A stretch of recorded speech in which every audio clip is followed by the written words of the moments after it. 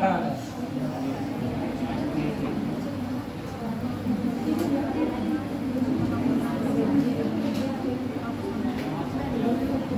Electron का द्रव्यमान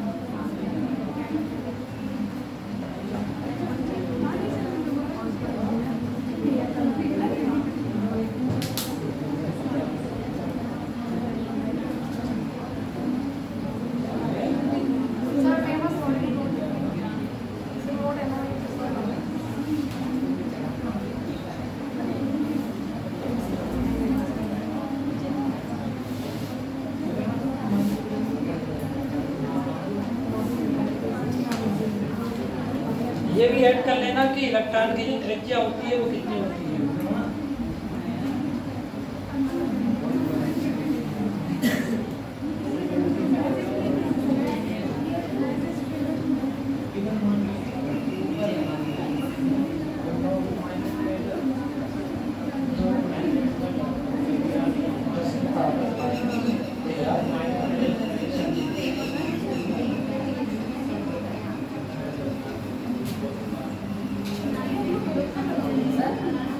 electron की त्रिज्या 2 × 10⁻⁻13 सेंटीमीटर।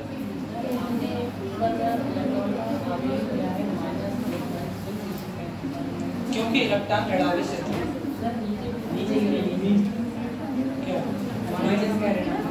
ये E/m ये भी माइनस में है, तो माइनस कट जाएगा, करंट लग जाएगा, क्या दिक्कत है। हाँ माइनस ही ऋणावेश से तो इसका मान जो भी आएगा बेटा माइनस में आएगा, ठीक है। और जो द्रव्यमान जो निकला माइनस माइनस कट गया, इसलिए द्रव्यमान जो है वो पॉजिटिव में आया है, नहीं तो यहाँ पर भी हम माइनस लगाते हैं, ठीक है। इलेक्ट्रॉन की त्रिज्या 2 × 10⁻⁻13 सेंटीमीटर होती है। हो गया बेटा ये पीछे। तो इसके बेस पर देखो इलेक्ट्रॉन के कौन कौन सी प्रॉपर्टी निकल के आती हैं।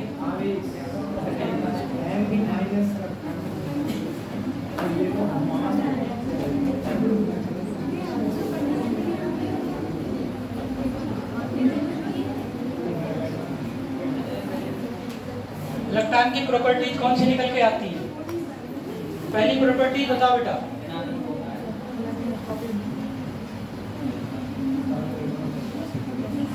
ऋणात्मक कण है ये। इलेक्ट्रॉन कैसा कण है? ऋणात्मक, ठीक है, नेगेटिवली ऐसे दर्शा सकते हैं नेगेटिव को। दूसरा नाभिक के चारों ओर चक्कर लगाता है। नाभिक के चारों ओर चक्कर लगाता है वो बात ठीक है तुम्हारी। इलेक्ट्रॉन का आवेश क्या है? इसका आवेश कितना होता है बेटा?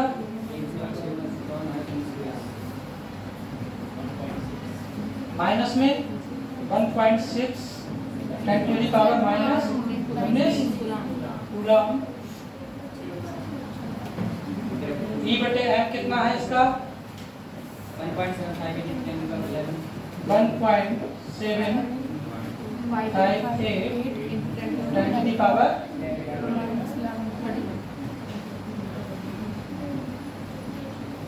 कूलम प्रति किलोग्राम।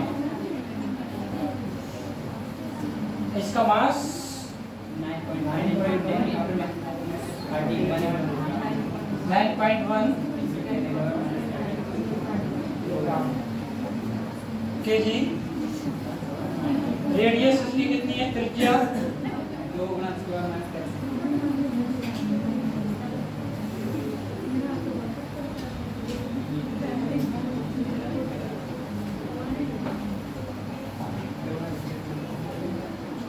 विसर्जन नलिका में जब दाब यानी कि pressure, minimum pressure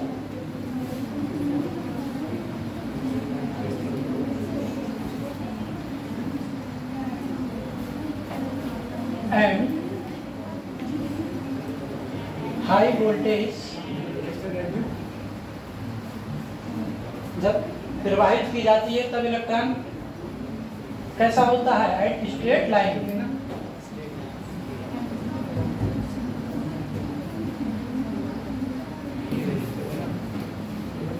Sidhi.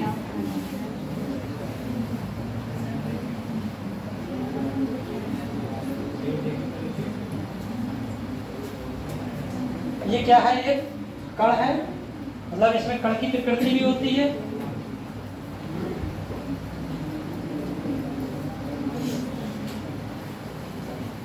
Particle nature,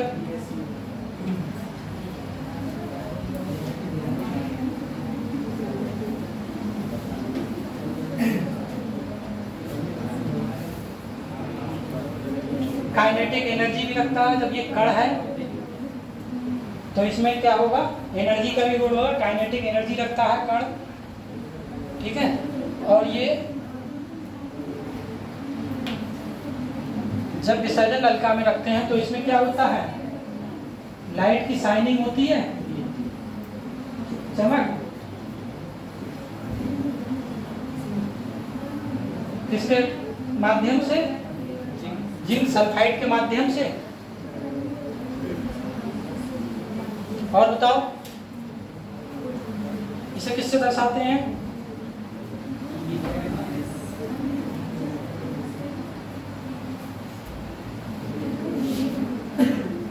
represented by E और न्यूक्लियर रिएक्शन में -1E, ठीक है। और कोई सी समझ में आया? वो लोग इतनी सारी हो गई, पीछे करें।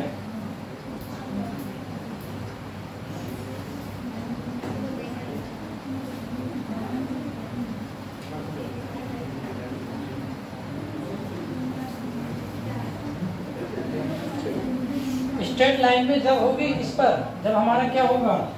एक बात समझ लो कि जो डिस्चार्ज ट्यूब होगी जो हमारी, अभी बेटा डिस्चार्ज ट्यूब जो होगी वो हॉलो होगी,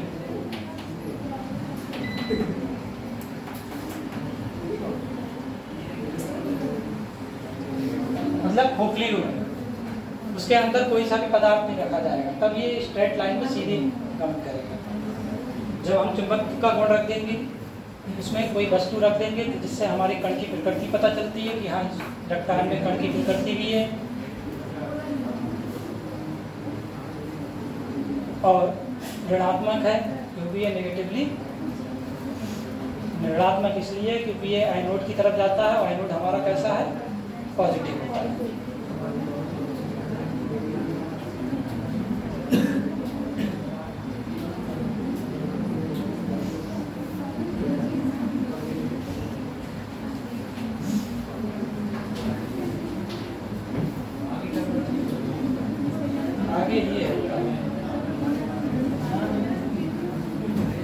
आगे वाली स्लाइड में यही है, वो इधर लिख दिया हमने नीचे।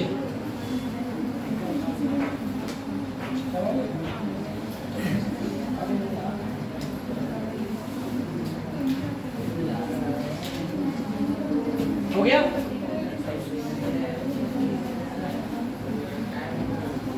तो एक बार हमें आप बताएंगे कि हमारा जो आइटम्स है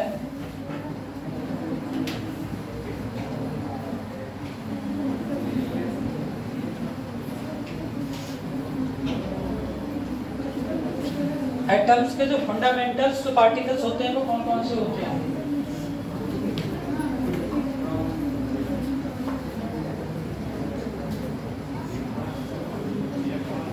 फंडामेंटल पार्टिकल्स कौन कौन से होते हैं बेटा?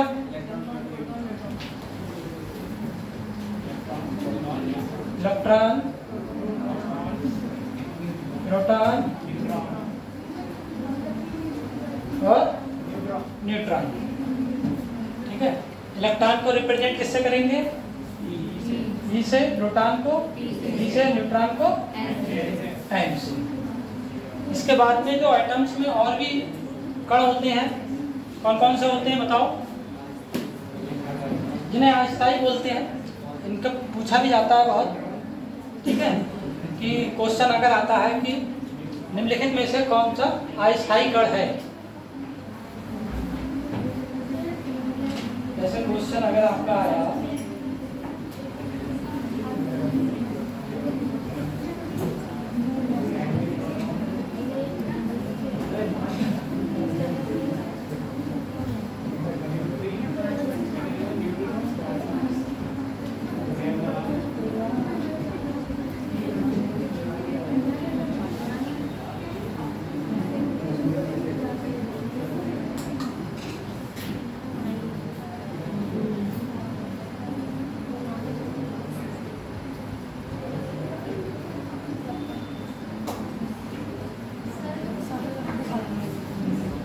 निम्नलिखित में कौन सा अस्थायी कण है, तो आप कौन सा लगाएंगे? न्यू, क्योंकि न्यू किसका है? न्यूट्रिनो का। ठीक है, इसके बाद में और कौन से हैं अस्थायी कण? न्यू हो गया आपका, पॉजिट्रॉन। पॉजिट्रॉन को किससे रिप्रेजेंट करेंगे? अगर यहाँ पर +1 E0 होता न्यू की जगह पे तो ये होता। अगर रिप्रेजेंटेड की बात करेंगे, अगर क्वेश्चन आपका आ जाएगा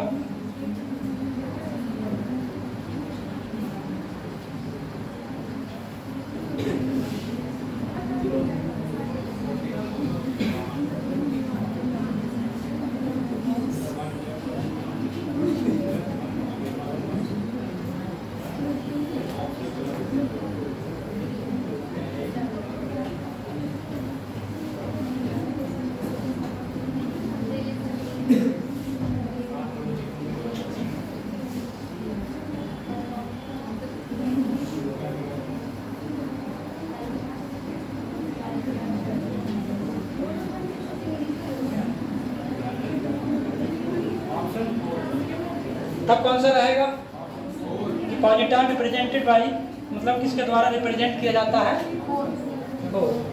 ठीक है, जब हम केमिकल रिएक्शन करेंगे तब हमें ये इस तरीके की, जब हम केवल नाम से जब हम बोलते हैं या थ्योरी लिखते हैं, कुछ भी लिखते हैं, तब हम रिप्रेजेंट कर देंगे EPN। ठीक है, चल जाएगा। लेकिन जब हम केमिकल रिएक्शन लिखेंगे तब हम इलेक्ट्रॉन को -1 E0 से ही रिप्रेजेंट करेंगे, न्यूट्रॉन को 0 N 1 से ही रिप्रेजेंट करेंगे। यही अल्फा कण हीलियम परमाणु को बोलते हैं। ठीक है, बाकी पॉजिट्रॉन हो गया आपका, न्यूट्रिनो हो गया, मेसान भी है आपका, एंटी प्रोटॉन और एंटी न्यूट्रॉन।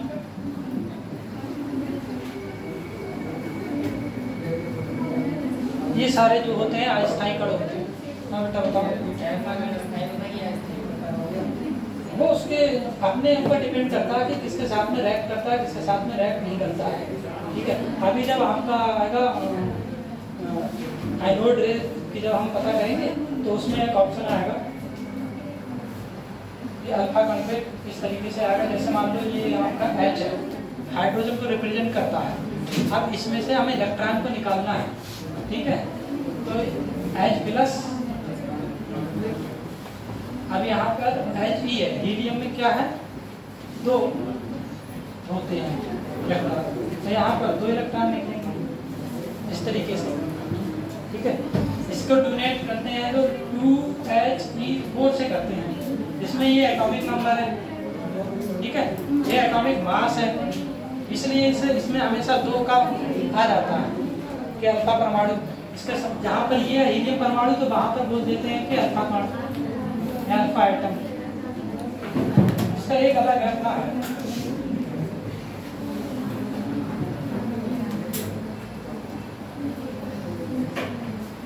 ये हो गया, ठीक है। इसके बाद में नेक्स्ट जो आपका बेटा आएगा,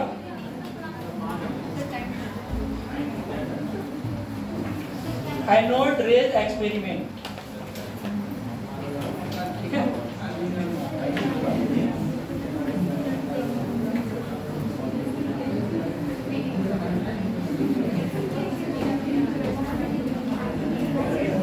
एनोड रेज एक्सपेरिमेंट,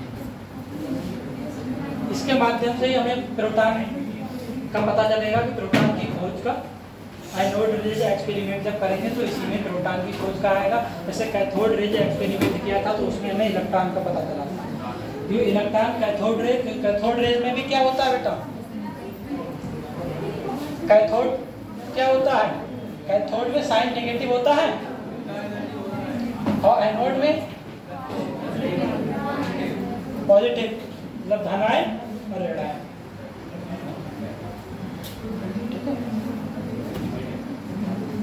ये आपका कल होगा, ठीक है। ये